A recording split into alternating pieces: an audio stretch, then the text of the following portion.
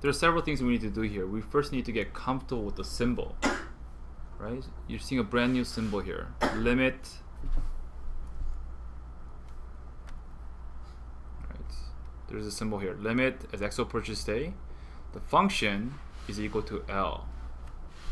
The function is equal to L. So we read that as the limit of f at x as x approaches to a is equal to L. That's how you read it. That's not what it means exactly. Okay, what it means is that we can make the value, so when I say the f at x value, I mean the y value of the function y equals f at x,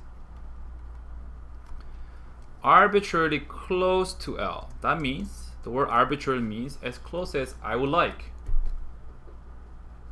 by taking x sufficiently close to but not equal to a. Okay, so here let me draw a picture to demonstrate what that means a little bit more clearly. Now with limit, there's this paradox.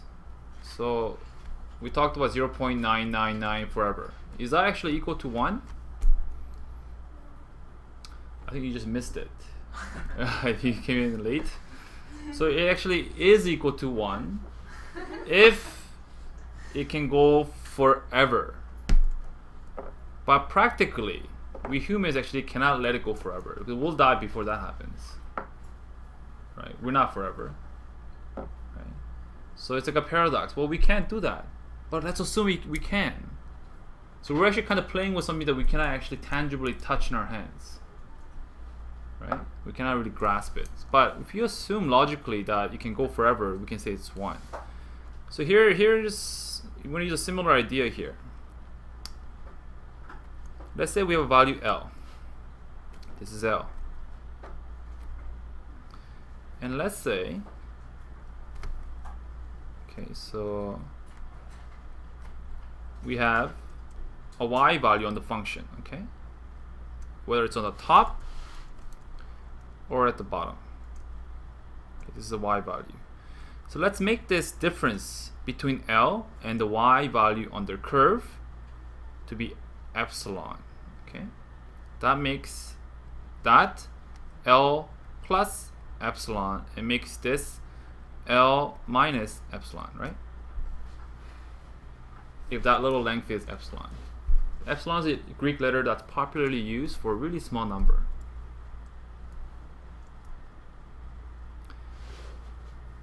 All right, so let's have me and Jiwon play a game. I pick an epsilon as small as I like. I pick it there. Okay, I want it to be that close to L. I ask Jiwon, hey, find me an x value which will get me there. And then Jiwon, you will say, well, it's right there, isn't it? If you take that x value, you plug it into the function y is equal to f at x, wouldn't it get you to exactly L plus epsilon? Okay, it would, right? So this is A. And let's make this difference right here delta. So this is A plus delta then. So the concept of limit is this. If I can take my y value arbitrarily close, as close as I want, so I can call out any epsilon I want, 0.1, 0.01, 0.00001, whatever I want, at the same time, if someone can find me the matching x value so that the y can get there, then we see the limit exists. It's a tag, right? I dare you. Find it. I found it. And you can just do it every single time. That means that actually means the y value will get to where it needs to get to when you take the limit. It won't go somewhere else, right? That's exactly where it's going.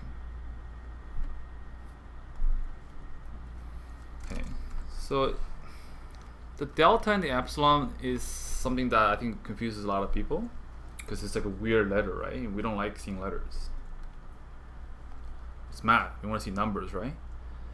So the epsilon just stands for the distance between my y value and the L value. So it's this distance. Oops. Right there. That's epsilon. The delta is the difference between the A value and where my actually A is. So if I lower this, right, the blue line, right? Do you see that by bringing this width here like narrower, right? I can get a matching, coordinate that has, so on a coordinate here that has, L plus epsilon. Oops, that's the y value, sorry. L plus epsilon by plugging in some A plus delta into the function. Is it A and L, like original? Yes. So look, if we go back here, we have x is approaching A, the function is approaching L. That means as x approaches A, y is approaching L.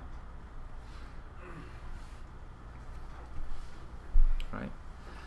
So more loosely, people just accept this. Hey, if it looks like x is approaching, as x approaches to A, y is approaching to L, then we say the limit exists.